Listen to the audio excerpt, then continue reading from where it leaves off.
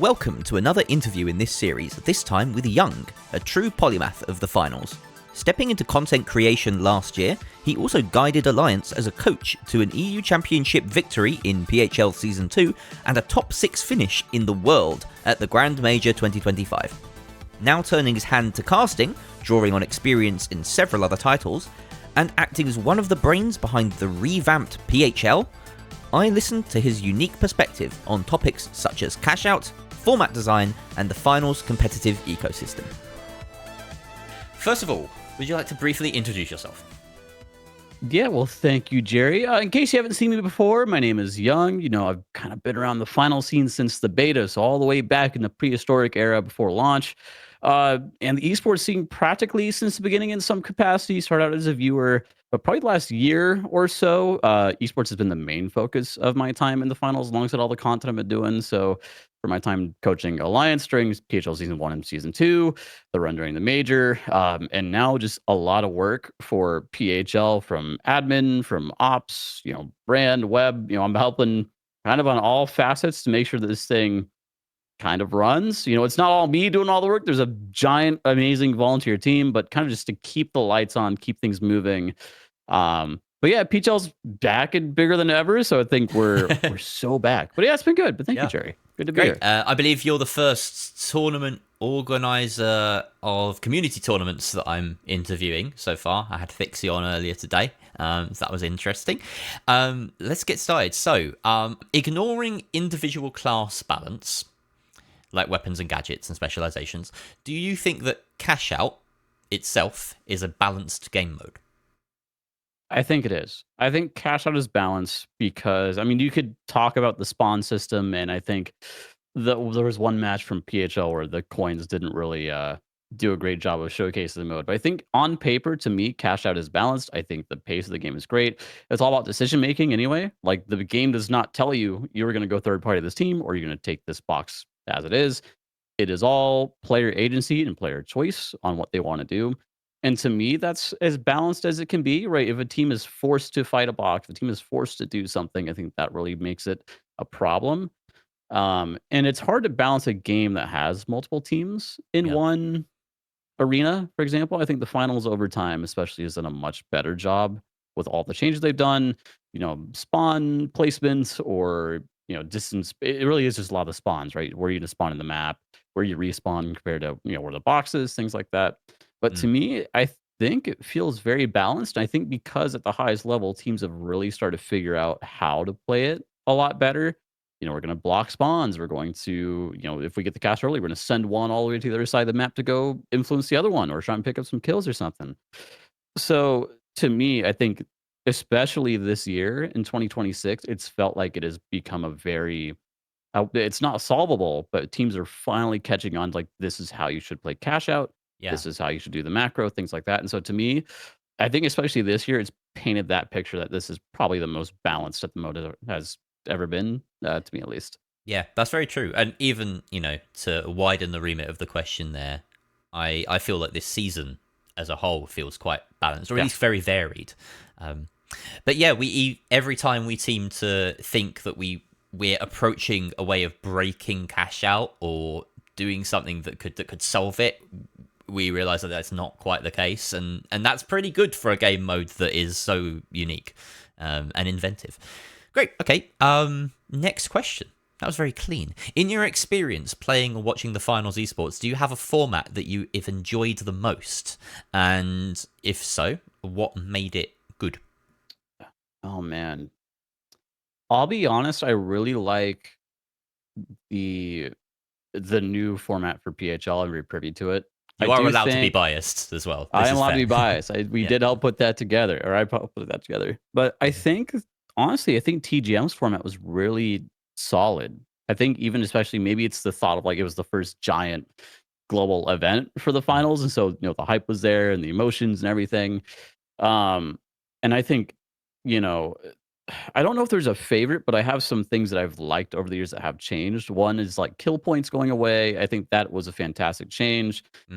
I think even over time, that was it. That was all the scene had, right? We were doing kill races. There were no customs on launch, right? There was all these little things that did not exist. And so organizers had to get creative. And so it's kill races or like Q sniping. I'm glad kill points are gone because I think that influenced points too much. Or if it was technically a bad team, but someone was just fragging out, I think that would inflate their points in a way that didn't really reflect how good of a team they were. Yeah. Um, I do like that cash out is now more in the conversation than with final round. I think it's good that they're mixed together. With before it was really just final round. That was really all Yeah. people seem to care about. But now we're seeing a change, and teams I think are starting to understand like this is the game. We have to play cash out. We have to get good at it and understand the macro and try and recover when things go bad. And some teams are really well at that. Yeah. But I do like how things have progressed in terms of, leagues and qualifiers and stuff. How I guess because there's so many teams now, especially in Americas, that just want to play, it's kind of changing up things a lot. Before it was like, okay, if we can get 12 teams, maybe that's good. If we can maybe get 10 or 12 teams to sign up, that's awesome. We had 82 in Americas for PHL qualifiers, which was insane, by the Yeah. way. And the numbers are looking pretty healthy for the official sign-ups at the moment, knowing that there should be like a further influx when we get to them. When we get close, there's already like 100 in each region, roughly. Yeah, it's Besides gonna be one of APAC. those things where last minute, everyone that has not signed up will be scrambling. Oh crud! I forgot I got to sign up for the R5 Cup. I have to go do that. Yeah, Now I need 2 teammates that I haven't talked to yet. But I think there's a lot of like the format. I think has, I don't want to say it's been pretty similar the last year, but the yeah. removal or changing of certain elements, again, kill points is an example, Hmm. or even like playing every team. I love the fact that we're now kind of seeing cash or boxes be more of a factor in these Hmm. things. For example, like the PHL final round system that we have, where you get points for boxes and an incentive for getting Yeah. a clean 2-0 vault score. I think to me is really fun as a viewer, and it Yep. makes it kind of more, I think, more fair for players in a Mm. sense where even if you only get one box, it's like, okay, well, we get some points. It's not just a win or a loss on the tally. Yeah. I think So fiddling to me, around it's with changed the a little bit. yeah, Okay. fiddling around with the 3v3 rule set feels quite doable, right? There's a lot of Mhm. cogs that you can turn without breaking anything, really. So that was really cool. I had an interesting chat with Alex earlier about the idea of a kind of ultimate final round that could be used to supplant best of ones that have to happen in brackets sometimes, where you have an extended map where the map just becomes like first to 3 boxes instead of first to 2 or something like that. Mhm. And then we got into this interesting conversation about kind of can you change loadouts during that and having like coins that allow you to do that and so forth. Is that anything you've ever thought about in terms of obviously we can't enforce that in the game right now, but if that was available to Yeah. us as a tool, would that be something that you'd want to play with as a tournament organizer? I think so. I had an idea where God, I don't know how this would work. On in the simplest term, start with 4 teams. The first team, basically, or the first place team in a round of cash out, standard cash out, is removed and put into a holding phase. Then we go into quick cash because there's 3 teams left. The team Oh that yeah. wins that is now joins the other team, and then we move into a final round. The team that's basically a knockout system that uses every Okay. single kind of Yeah. game mode. Again, how competitively good it'd be to play cash out or quick cash, I don't know. Well, Well, it'd be you, interesting. We've what never seen you've it. It could be what fun to you've play around with. what you've almost stumbled on there is kind of the throne format, right? Because that's almost exactly what it is, except that quick cash is just another cash out with a 15 that gets put in. So that's kind of close to what we've ended up with A little bit. I for the think Grand Major finals and it's for kind of like PHL finals. the knockout system, right? Okay, we have to get first to at least secure a spot in every single Mm, one. And yeah, basically, yeah, cash out, quick cash, final round, and then you have 3 teams left, so quick cash in the final round, and then it just go into final round with the final 2 teams. mm. Again, don't know how balanced that would be Yeah, by and any stretch, but I think it'd be fun, be entertaining, maybe like a little show match thing. yeah. So something we've kind of almost approached here as a question is the idea of splitting first and second in a cash out. And that's something that we do in competitive cash out a lot of the time. It's a term that I've kind of invented for it, which is granulated cash out, where there is a difference between first and second, and there is a difference between third and fourth.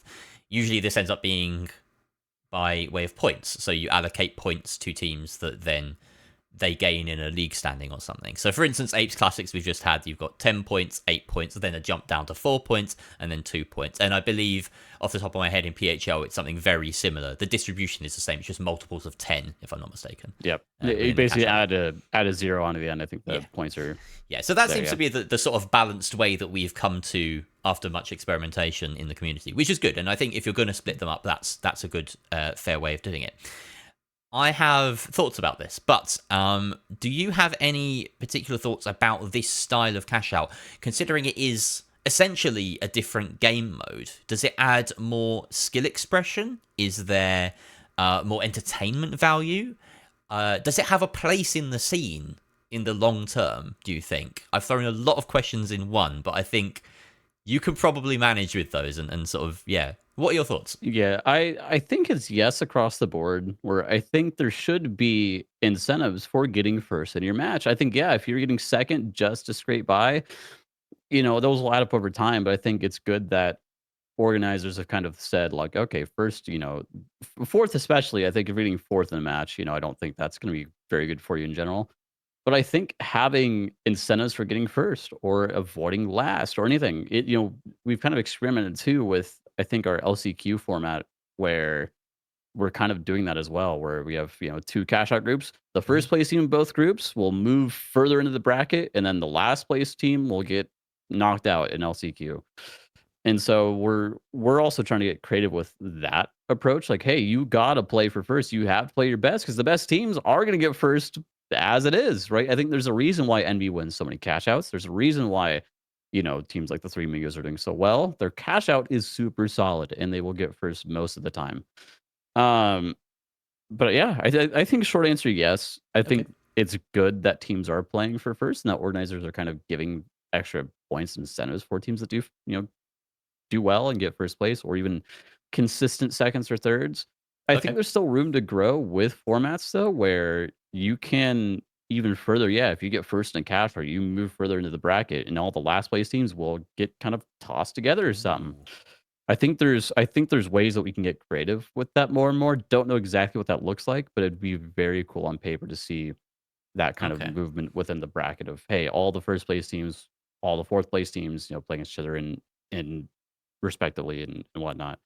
All right. But yeah, that was a lot of answer as well. But I think short answer, yes. Good, I think you've definitely kind of shown your hand there. I'm going to show you mine, and I think honestly we can have a little bit of a debate about this, because we've both thought about it a lot. I'm actually quite anti the idea of delineating between first and second, and delineating between third and fourth, for a few reasons. I think it does essentially change the core game mode, right? We play two different versions of cash out. We play comp cash out with this granulated system, and then there's the cash out that everyone can play in game, and that also gets played in comp when you have brackets that create such a dynamic where, first and second move forward, third and fourth don't, and or they drop to a lower bracket or whatever it might be. There's a few reasons for this. I think that the design of cash out itself is such that it needs that in order to work. I can see some examples, and I've had some interesting chats with Elix and with Apo. It's mostly from players, where they talk about the extra level of skill expression inside a game of cash out, with that granulatedness, with the granulation. So the problem is that I don't think that it does actually have much of an extra level of skill expression. I think it just changes how that skill expression is shown. So I would advocate for systems where the end result of a cash out is still only win or loss. It's first and second for win, third and fourth for loss. And there are ways of running leagues and things that suit that. But my argument is that we are quite often changing the game mode to suit a format, and I don't think that should be done. I think we should be building a format around the existing game mode that works and that has been balanced for, and that is designed by Embark, basically, and that people can play and is approachable and understandable from a macro sense. You know, when people watch a Yep. league and there's points assigned, it's an extra kind of meta game that is layered on top of this existing cash out game, which is already a complex thing. So that's where I stand on it. Any sort of thoughts about that, or is that something I that you've ever considered as much? Or I don't fully disagree. I think we were talking about it before as well in DMs about how we're at this. I think it's a great crossroads where we're still figuring out what the format like looks like for everything, because there and is technically there there isn't one? one, You know, or like, is there one? should Right? we just be experimenting? Is that kind of what gives the bigger question? Is that what makes the game exciting? Is because we haven't figured out the format, and so we're Hmm. kind of with every tournament or event, and even the major, right? The throne, that's brand new. Yep. Didn't do that last year ever.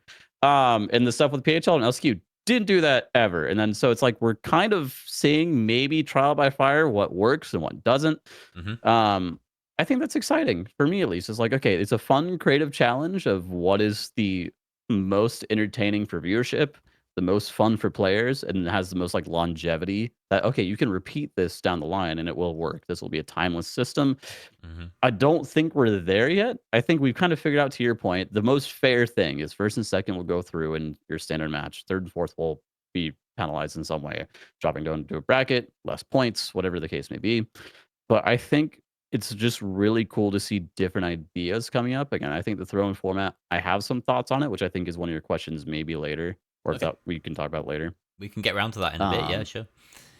I Um, do think we are again at this really cool area in competitive finals where no one knows what the format is. And I think us all experimenting and coming up with what we feel like is a good addition. Maybe it might suck. I don't know. We're gonna find out. Um, cool. I think it's just fun to experiment and see again what works, what doesn't. Great. I had this almost similar conclusion with Fixie earlier, is that we are by nature going to experiment with these things, and actually that experimentation should be embraced. Um, let's talk specifically about PHL before we get onto the throne format or anything. Yeah. There are many things to have to juggle when you're designing a tournament. Um, the thing that really sets PHL apart, or well, okay, I should say that sets community tournaments apart, like PHL and Apes Classics and others, from the official circuit, which is upcoming, is one of the main goals, which is to provide ongoing competition for as many teams as possible. And it can be, you know, an elite bracket of teams, but it's to be that consistent flow of competition. Does that mean that you are designing things very differently compared to if you just wanted to run, say, a single cup? And how much of Y- that is like at the forefront of your mind when you're designing things? It's actually a lot of it where we're taking basically what we did for the format this year was the season that did not happen of PHL, right? We kind of took what the Yes. format was there. We tweaked a couple things about it. Like there were some things that we kept, right? I think that double the Friday system where you're playing two teams, it's Mhm. box score. We kind of adjusted that a little bit, but we want to keep the bones of what that was. Yep. But I think when you're making a long form league versus just a one-off event, there's a lot that you have to plan for. Like even for PHL, our goal is to make sure that you play as many teams as possible across cash out and final round. And I think for a one-off event, you will probably, I don't know, play them in a bracket, play them in a cash out match over and move on, or maybe you have Yeah. a round robin or a Swiss system, whatever it is. So the way you kind of have to design it is you can't just put the top teams on broadcast every match or for every day, I guess, that the broadcast is running. You have Mm. to one balance out screen time for teams. Is it fair that they're getting this much? The time for broadcast for players, like, hey, we don't want you guys playing super late, which is why we chopped off 2 games on broadcast on Friday. Yeah. Um, and so it's kind of that tug of war of you want to have the best broadcast experience, but also for long term, you need to understand, there's team restrictions, again, times they can play the game or matchups and fairness, right? Okay, we want to make sure that they're playing as many as possible. It's a tricky balance where some teams are just gonna have a really rough schedule, but sometimes that's just what's gonna happen, right? You will play the tough teams up first and maybe have an easier time down the road with the other teams. So it's even okay. the growing pains for teams, like that's just the reality of it. Like, okay, if that's the goal of the league to play every single team, Yep. because that's how you kind of become the best, right? You have to perform against every single team. Otherwise, you're not going to qualify for the major or even do anything competitively. I Hmm. think that's also part of it. So I think it's helping teams and players understand the vision for the league a little bit and helping them Yeah. know, like, hey, this is not like we're not out to penalize players or teams. Like, this is for us how the standings of the schedule shaked out. Like, yeah, this is kind of how the first one happened. Sorry. It's like this wasn't like us going through it. I hate that team and I hate that team. We're gonna put them together with these two teams. Like, no, that's usually never No, hopefully never how it ever and will go. it But it can't is be just as kind of how it well. shakes out. Yeah, it can't be Yeah. either. You've got to be completely removed from Unbiased the for emotion of it, yeah, and unbiased, yeah. yeah. And obviously everyone has their friends in the scene, and we want, we get emotional when people succeed or fail. But yeah, that's at the forefront when you put your tournament organizer hat on. It's got to be as Yeah. fair as possible. I a lot of it is just like saying, "Tough luck. I'm sorry." Like, Yep. just that's what's going to happen in these matches. You will play 5 years, and everyone else on top of you are Americas, and good luck. Yeah. You got an easier matchup next week, so see you Yeah. then. I Yeah, guess. exactly. Let's stay on the subject of PHL then, because there's one interesting thing that I want your insight on specifically, which is we found a new way to break cash out, ladies and gents. It's stacking We two did. back to back and using cumulative cash tallies, which my first reaction was I went on a journey. My first reaction was, damn, this is cool as hell. And then my next reaction was, oh wait, this could break the game. And then recently I've been, wait, damn, this is cool as hell. And actually part of me thinks that the hype sort of justifies the slight error, like problems that you might run into.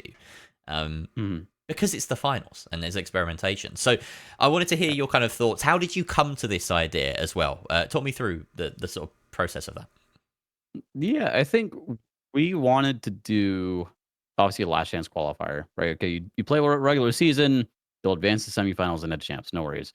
But for all those teams, how can we do a system that feels competitive and somewhat hopefully fun to get the last two slots? Granted, you didn't get top six, so now you got to go through the gauntlet to try and get there, right? I think Yeah. that's kind of the punishment. And luckily, Yeah, just exactly. I mean, I think we made it pretty fair.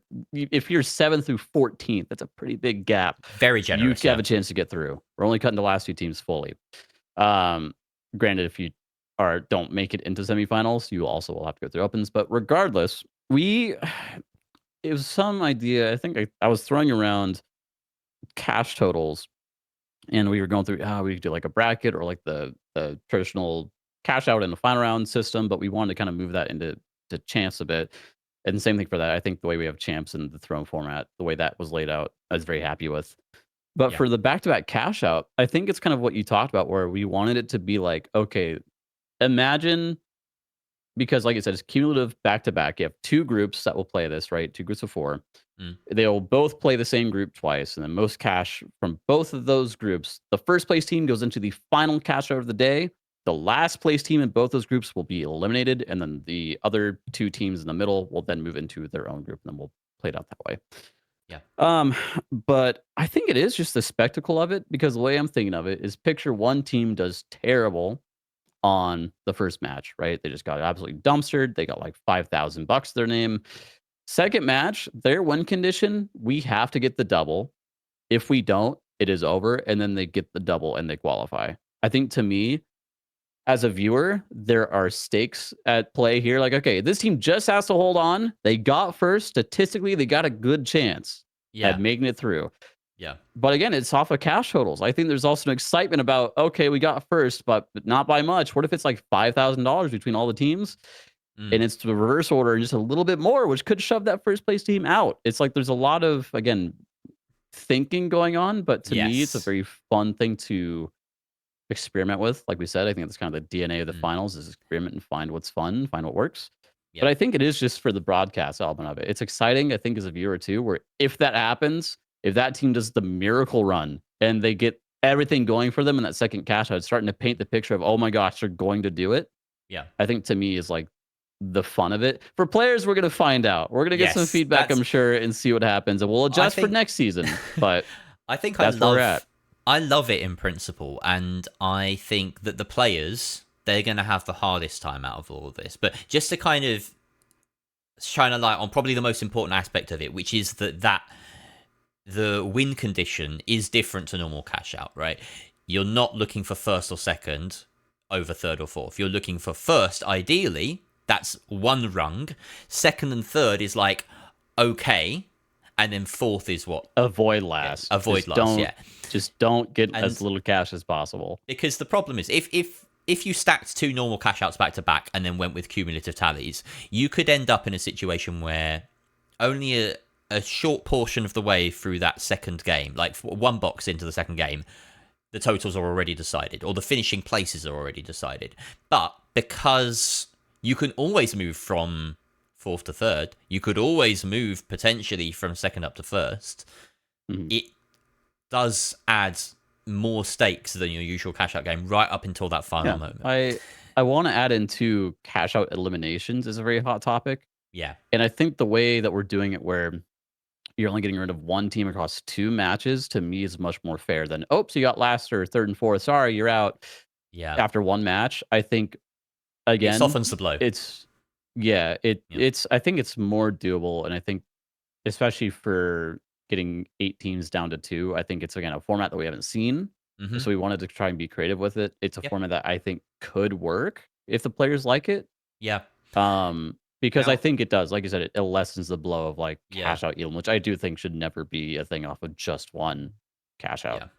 Yeah, ideally. I think that seems to be the consensus from players to TOs to everyone knows that cash out You can is get something. griefed out or Yeah. whatever. That's the big scary horrible. G word. Yeah. But we've seen it happen. I think Yeah, yeah. qualifiers for the major, man, like Space Station Gaming had the roughest run. Yep. Because of just everything. So I think it's very real. Mm. But yeah, I think we thought about that as well. It was a good point I didn't even mention was we can't do single match elim cash out. Yep. And so Yeah. like, okay, what if we just Like add kill points. another one? We're just getting rid of that. Yeah. Something we've tried, we've tested, the community wants to move on from, which I think is good. Yeah. The concern I have, and it's more of a logistical one than anything, because I would love to see some way that this sort of system can just be implemented in game with custom tools.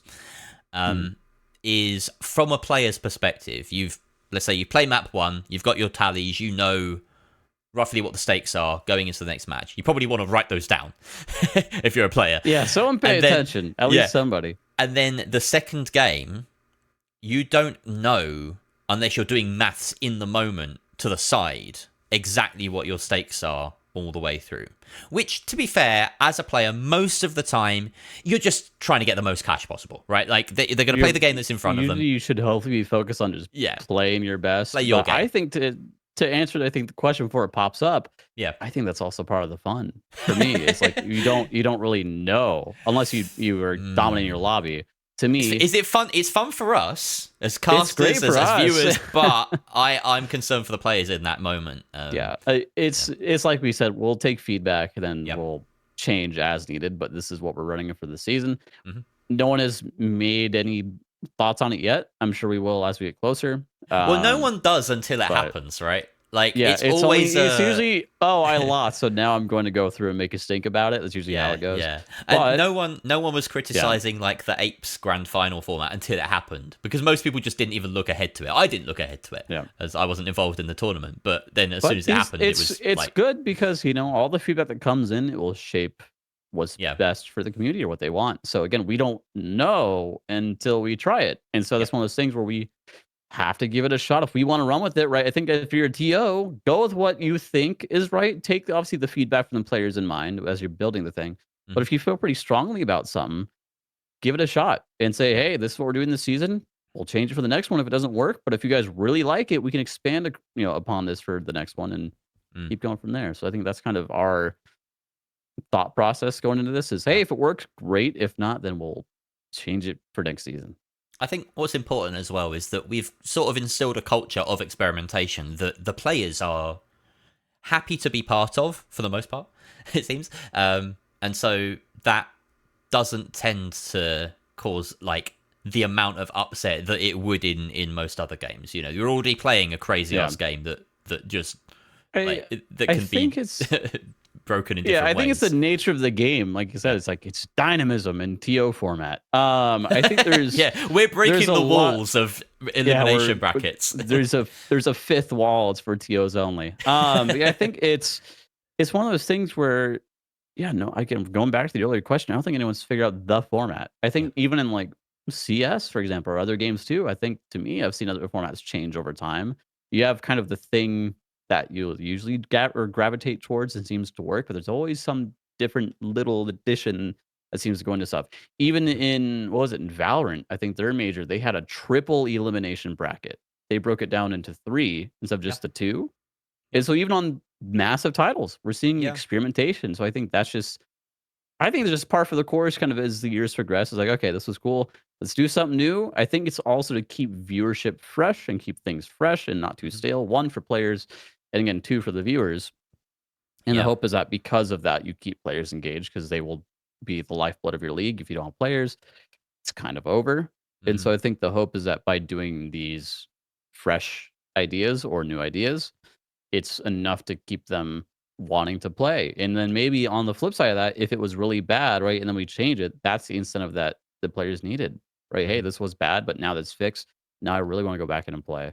So there's kind of When the double edged sword of if we're that bad, maybe it's a good thing. Yeah, yeah. When was that Valorant Triple Elim tournament? Because I want to say I that think like was the it first part of the major was effectively Triple Elim. It's just like mixed game modes, right? So maybe right. we did it first. I Maybe don't know. we did do it Maybe first. we did it first. I don't really know. I think it was the one in Brazil. I could be wrong. But I Because was looking at that just that the way bracket it's was formatted. yeah. That Yeah. the TGM bracket was so wacky that it took It a was PhD to then eventually work out. Oh yeah, it is triple elimination, just with like extra steps and lines in yeah. different directions. Yeah, I'm so maybe this takes us on to a little quick discussion about TGM and the run up to it because there's a few new things. We've talked a bit about throne format. Promotion format is also a new kind of term that's been thrown into our um, lexicon, and I had a good long discussion about it earlier with Fixie. Do you have any thoughts about promotion format and the way it's sort of taking that ranked formula and trying to place it into a longer form tournament? I think it's pretty good. I think because it's what players know, it's what the audience knows. Hey, this is how ranked and regular modes are played. I think it's healthy to have that in there. So there's it's unanimous across the board. Like, okay, yeah, this is the game. This is how you play the game.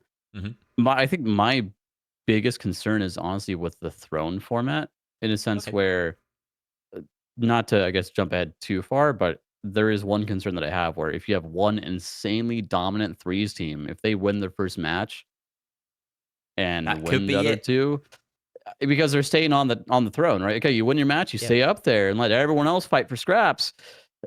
I mean, it to me, it's gonna be. We'll have to wait and see how it works. But that's Yeah. the concern is if you have an insanely dominant threes team up there and they win the first one, like they're like at the major, you will have like the one team that no one wants to fight. Yeah. If they sit up there and then it's like, oh crap, now we have to go back up there and fight them again, Mm. and But then isn't that that's also kind of like the thing. a benefit of the throne format over last year's, which is that that dominant threes team doesn't have to constantly escape cash out. They can't be griefed out of it in the same way that you'd expect them to be. Like Nightmare, for instance, last year were targeted quite a lot and surprisingly fought through those cash outs. They were just the best team all round, let's be honest. Yeah, But I think that's part of the thrill of you it. think, I yeah, think for you like the honestly, beating the grief? I kind of do, and I think Yeah. that's kind of what we saw, especially in we'll say PHL season 2, which lasted forever That was for mental. Americas. Um, I do think there's a benefit to the throne format, and I think adding a fifth team is pretty creative and unique. I do enjoy that a lot. I think the worry is this could again maybe we just don't know. I just don't know. This is just Yep. initial thoughts. It could be over immediately. Again, this is kind of like maybe it's a good thing that I have these concerns. We don't know if it'll end immediately. Don't know if it's gonna be 5 hours. Yep. We don't really know. I think there is a magic to having just a top four. There's something about just like, hey, this is your top four for the event. That feels nice. TSM would argue I otherwise, right? You know, Yeah. Hey, listen, if the throne format was a thing, they would have been in there. exactly. That's what I'm saying. Um, so I don't know. There's something about it. I'm just gonna spitball some awful ideas at it Go too. for Where it. Go for it. Now's what the if you time. add, what if you add a sixth team into the mix, and then the bottom two play cash out, or sorry, final round, and then that determines your fifth team every round. Now we're just adding more onto it. Yeah, that just means that there's lots more happening that's more confusing. I don't like that. More so for the jokes. Don't think it's Yeah, actually gonna happen. we've got to throw those But ideas out there to find I out what guess sticks or not. yeah. The concern is that if that ends up happening, which maybe it's just credit to the team for being that good that they win that fast. Maybe that's how I have to think about it. Um, but I think it does. I will give it a lot of credit, though. I think it makes for a really good story. Maybe if there's like a The David versus Goliath yeah, matchup, and they end up the winning. the branding around it is very cool as well. I love the Yeah, throne and the challenger. That's awesome. yeah. I wish we I had. think having King of the Hill in a major tournament is super unique. And again, I think Yeah, that's kind of like what we talked about. That's the finals. We don't really know maybe what we're doing. So we're just going to throw yeah, everything at the wall and hope it sticks. And so I think to that point, it kind of is very in tune. It's very, yeah. on brand All for they've this game. all they've got to do now is make any like potentially championship winning game the ultimate final round that we talked about earlier with longer maps and more coins and changing loadouts and stuff. Mhm. That would be my pipe dream, is that they make it even If there was a shinier. way, yeah, if there was a way where they could make it like, yeah, 3 boxes in the final round that you have to get Yeah, instead of just yeah. 2, I think that would be, maybe that could even be a change too, like actual I changes to the I core want that. mode. I want that so I that we think, can have best of ones, honestly. yeah, I think Yeah. having that 3rd box honestly could be pretty influential.